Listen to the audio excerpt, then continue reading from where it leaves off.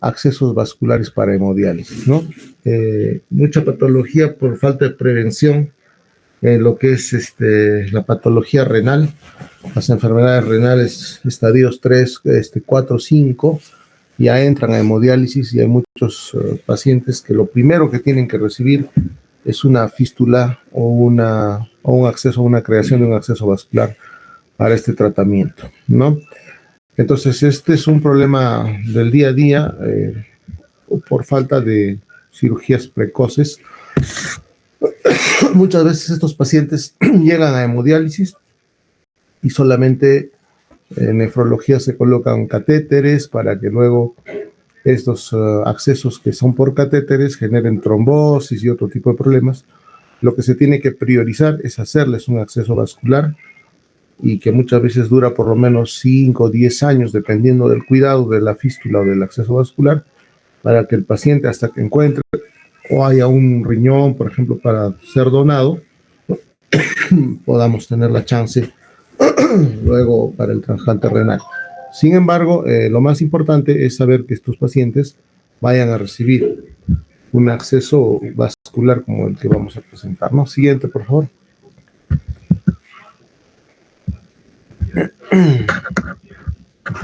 Entonces decíamos que un acceso vascular finalmente va a generar una fístula arteriovenosa. Una fístula arteriovenosa no es nada más que la unión entre una arteria y una vena, de manera quirúrgica en este caso, es lo que hacemos nosotros. Si bien es cierto, como habíamos visto en trauma vascular, pueden existir fístulas arteriovenosas adquiridas por un trauma, o congénitas también, que son patologías que se pueden ir dando a lo largo del tiempo, pero lo que nosotros hacemos es un acceso vascular o una creación de fístula arteriovenosa por vía quirúrgica, ¿no? Siguiente.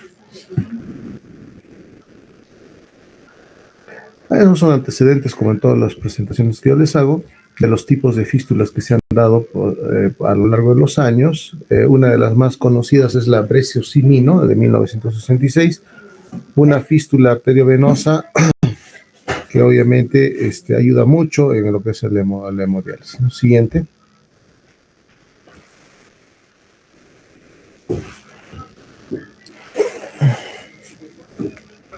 Muy bien, en estos casos, por ejemplo, podemos también hacer fístulas con injertos, ¿no?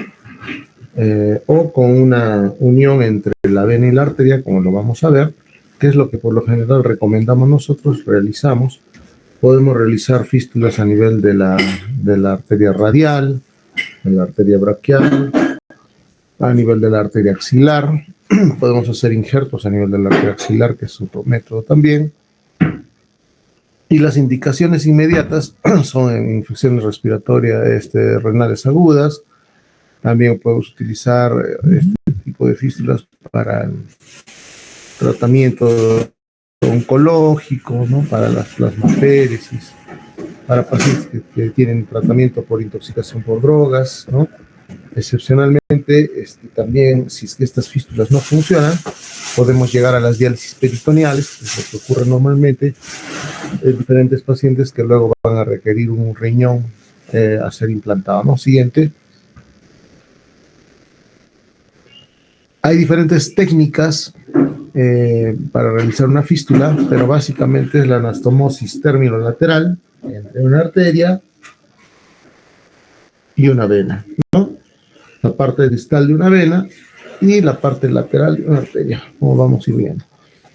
Bueno, hay varios tipos de fístulas externas, como ven acá, que pues, se van a describir el shunt de Scribner, el shunt de Bussel-Meyer, el shunt de Allen-Brown, ¿no? Básicamente se refieren a las suturas terminoterminales o terminolaterales. Siguiente. Es básicamente como información que ustedes deben conocer, pero de manera general, ¿no? Entonces, fíjense acá, la duración de las fístulas pueden ser de meses a años, ¿no? Como en cualquier cirugía, podemos tener complicaciones, infecciones, hemorragias, trombosis, arrancamiento de ramas, etcétera, o pseudoaneurismas también que se pueden presentar, ¿no? Las fístulas con pseudoaneurisma muchas veces se tienen que cerrar después de años del manejo de una fístula. Siguiente. Esta fístula arteriovenosa, así como hay las externas, acá tenemos una interna que es la breciosimina, ¿no? Entonces, esta es para realizar una hemodiálisis periódica, ¿no? Para plasmaféresis, como habíamos hablado, en quimioterapia, ¿no es cierto? Que también puede ocurrir. Siguiente.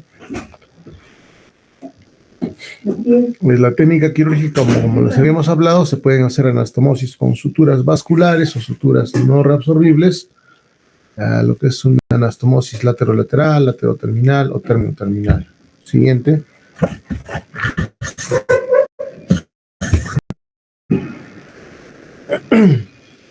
Entonces, en cuanto a la localización de las fístulas o los accesos que hacemos vascularmente, está la radiocefálica, que es la más frecuente, se hace una anastomosis lateroterminal. La radiobasílica es un poco más trabajosa, más incómoda quirúrgicamente, pero bueno, siempre es una de segunda elección, ¿no? La de la primera elección podría ser la radiocefálica, luego viene la radiobasílica. Siguiente. También podemos hacer digamos, la unión entre lo que es la arteria braquial y la arteria basílica, ¿no? La brachiocefálica, por lo general, es muy buena opción, y cuando la cefálica está ocluida, está delgada o está pequeña o está prácticamente fibrosada, podemos utilizar la brachiobasílica, o sea, se llama externalización de la basílica, se la superficializa, y se hace la anastomosis con la arteria braquial. Siguiente. Puede también haber la carótida yugular, como están viendo. Siguiente.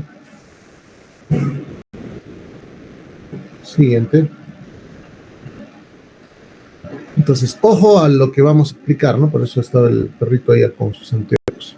Entonces, la fístula en realidad no es un procedimiento muy complicado de realizar. Como vemos acá, en este caso, para hacer una fístula brachiocefálica, que es la más frecuente, por decirlo así, después de la radiocefálica, nosotros utilizamos este método. Como ven aquí, primero se hace una infiltración de la zona a 2 traveses de dedo por debajo de la flexura del codo. Si ven acá, hacia el lado izquierdo está la mano y hacia el lado derecho estaría el hombro, ¿no? Entonces, si la flexura del codo está justo donde se pone se infiltra la anestesia. Se puede hacer un bloqueo anestesiológico regional. Infiltramos con silocaína al 2% sin epinefrina, o sea, la silocaína común y corriente, y infiltramos a 2 traveses de dedo por debajo de la flexura del codo, como vemos acá, y hacemos una incisión pequeña de 1 o 2 centímetros, justo en la zona donde palpamos el latido arterial, ¿no? Ya saben que a ese nivel llega la arteria braquial y luego se divide, se bifurca para radial y cubital.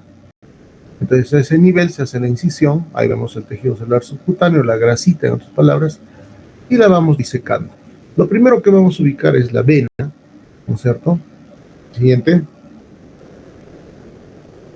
Lo primero es que vamos a ubicar es la vena. Fíjense ahí, hemos prácticamente divulsionado y teniendo el control de la vena, ¿no? Entonces, con el control de la vena y de la arteria, prácticamente podemos luego hacer las anastomosis. ¿Qué hacemos con la vena? La vamos a disecar hasta lo más distal posible, o sea, lo más cercano hacia la parte, como quien va hacia la mano, se va disecando, se hace una sección de la vena, en este caso cefálica, y podemos ponerle un bisel, ¿no? Con obviamente una tijera fina, que es una tijera vascular. Siguiente. Y ahí vemos que ya hemos canalizado con una sonda, si la ven ahí, está con la pinza, se ha canalizado con una sonda de alimentación número 8 a la vena. Entonces hay disección y reparación de la vena y arteria. Entonces, ¿qué pasa?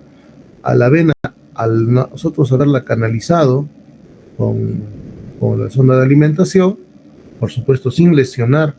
Tiene que pasar con una sonda que no tenga mucha punta ni nada, simplemente sin lesionar la íntima, la pared de la íntima, y se insufla heparina, ¿no? Heparina con cloruro. Se hace una mezcla de 100 cc de cloruro más un cc de heparina y se limpia, en otras palabras, la vena para luego irla dilatando, porque la vena, cuando uno insufla líquido, se va dilatando. Entonces dilatamos la vena hasta tener un buen calibre. Siguiente.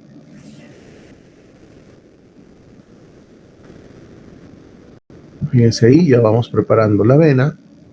Ahí no sé si ven hacia el lado derecho.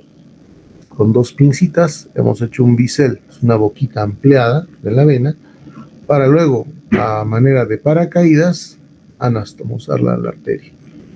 Luego el control de la arteria es importante porque bien podemos poner clamps o podemos poner catgut, ¿no? Que son suturas que no van a lesionar la arteria, para evitar el chorro sanguíneo arterial. Y hacemos una incisión a nivel de la arteria y luego una anastomosis con suturas 6 ceros o 7 ceros entre lo que sería la vena y la arteria. Siguiente. Acá lo vamos a hacer un poco más de cerca. Si ven acá, ahí tienen el bisel de la vena. Luego la arteria es en la parte inferior y las anastomosis van a ser a manera de paracaídas. Sutura continua. Siguiente. Ahí vamos viendo cómo ya se va haciendo la anastomosis entre arteria y vena, ¿no? Entonces, obviamente que luego de esta anastomosis, el flujo del fluido arterial va a ingresar una parte hacia lo que es la arteria distal y otra parte se va a la vena. Y ese es el shunt o esa es la fístula arteriovenosa. Entonces, con los meses, al mes, por lo general, se va a desarrollar o se va a dilatar esa vena y va a permitir hacer las punciones para la hemodiálisis. Eso es lo más adecuado. Ahora, ¿en qué zonas son las que uno prefiere realizar la fístula arteriovenosa? En un brazo que no haya tenido punciones, por ejemplo, el lado izquierdo, por lo general para los que somos diestros, es preferible iniciar la creación de fístula arteriovenosa a nivel del lado izquierdo, ¿no? Si fuéramos izquierdos, al lado derecho, o en la zona que menos punciones ha tenido. Por eso es importante que los pacientes nefrópatas, que están ya en estadios terminales renales, se cuide mucho las punciones a nivel de las venas. Hay que cuidar como oro, porque estas venas nos van a ayudar a hacer estas fístulas, que luego es más funcional tener a un paciente en hemodiálisis con una fístula que estar con un catéter que luego puede generarle mayores problemas a futuro, ¿no? Edema de brazos, edema y derrames pleurales en la pleura.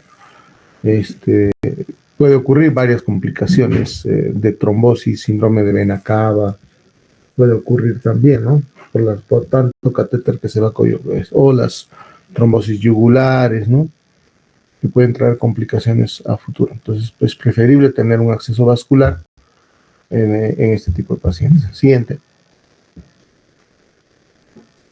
Ahí vemos ya la unión y la sutura.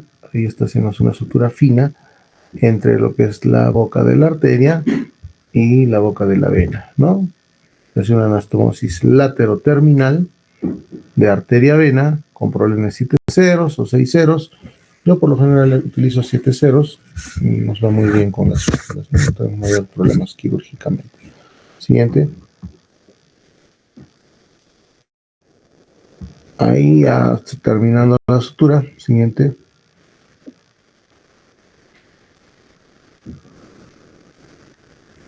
Siguiente, por favor. Y ahí ya se logró hacer la anastomosis entre la vena y la arteria, y obviamente el flujo, ya empieza a haber flujo arterial a la vena y se abomba la vena, se dilata y ya queda óptima para hacer una fístula al mes, ¿no? Por lo menos de su creación. Siguiente. Ahí lo vamos a ver un poco ya más graficado. Lo que vamos a palpar es un trill, un shunt entre la arteria y la vena, Va a haber un trill como un ronroneo en la zona, quiere decir que esta fístula ha sido bien realizada. Puede ser un trill, una cruz, dos cruces, tres cruces es lo ideal. Un buen pulso con trill siguiente. Y ahí está, ¿no? Prácticamente la arteria anastomosa de la vena. Ya la hemos dibujado como para que se pueda entender que aquí tenemos a la arteria unida a la vena. Entonces ese es el shunt o la fístula arteriovenosa, ¿no? Pues más o menos es la idea de lo que se quiere mostrar en esta sesión, y el concepto que debemos llevarnos de esta clase es sobre todo no tener una situación o tener una situación muy clara en los pacientes con hemodiálisis o que son nefrópatas y que están en hemodiálisis.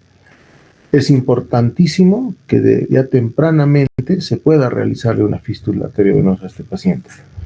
A veces esperamos, a veces ya el paciente está con un catéter, dos catéteres, y entonces esto le va a generar mayor problema futuro. En los países de primer mundo, las fístulas arteriovenosas son las primeras en realizarse para poder realizar el procedimiento de hemodiálisis, ¿no? Para evitar complicaciones a futuro.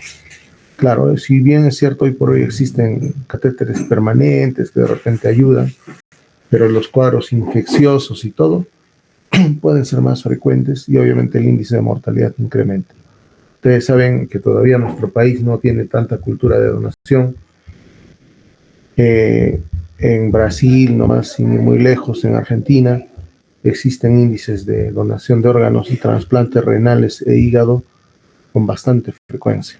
En Perú todavía, bien es cierto, un poquito se ha incrementado, pero no es lo ideal, ¿no? En España, en Australia, que son los países líderes en trasplante de órganos, porque sabe también la condición, porque los pacientes nefrópatas existen en todas partes del mundo. En estos países, por ejemplo, en España, tienen una policía. Alguien en algún momento quiere ser cirujano de trasplantes o quiere ser médico de trasplantes, que es una muy bonita también subespecialidad. Nosotros trabajamos bastante esto en el hospital, hemos creado varios equipos ya de trasplantes, estamos ahora pensando en lo que es hígado.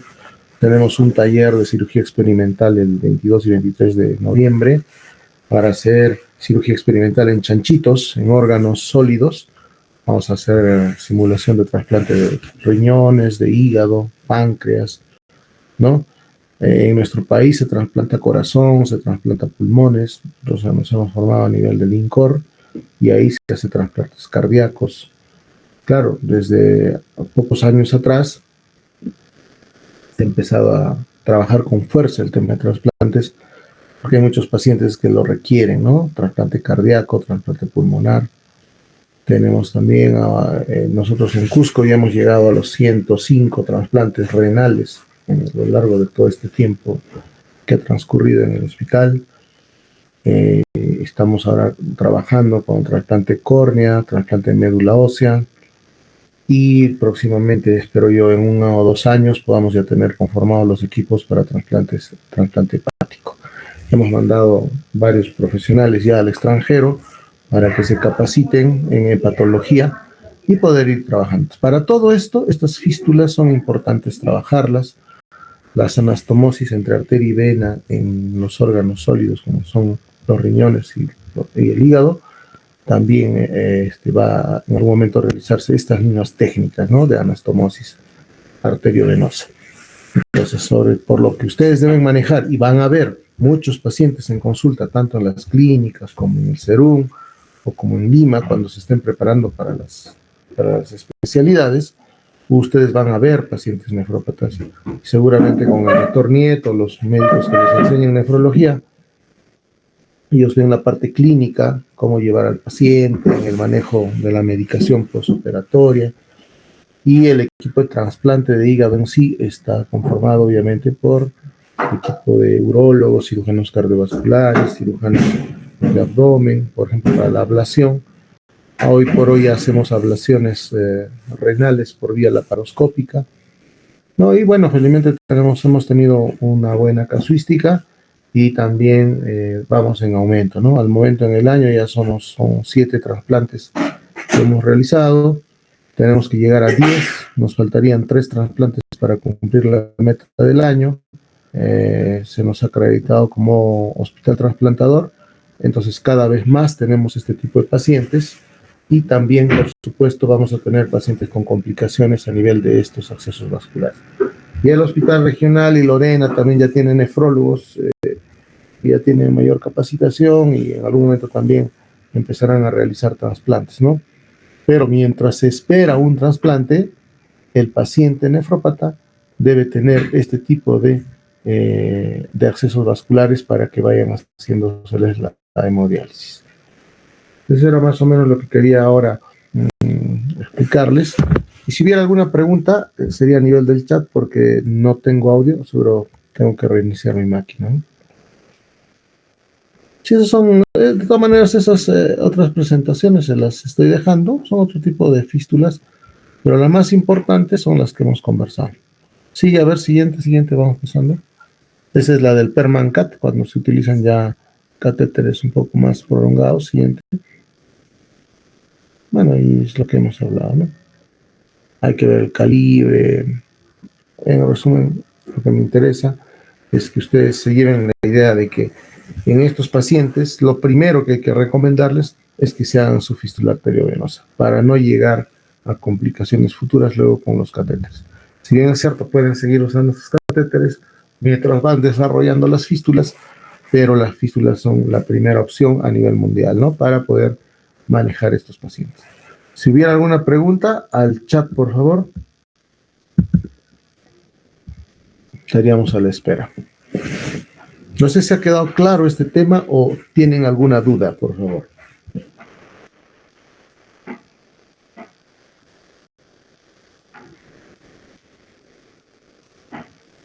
Creo que todo claro, doctor.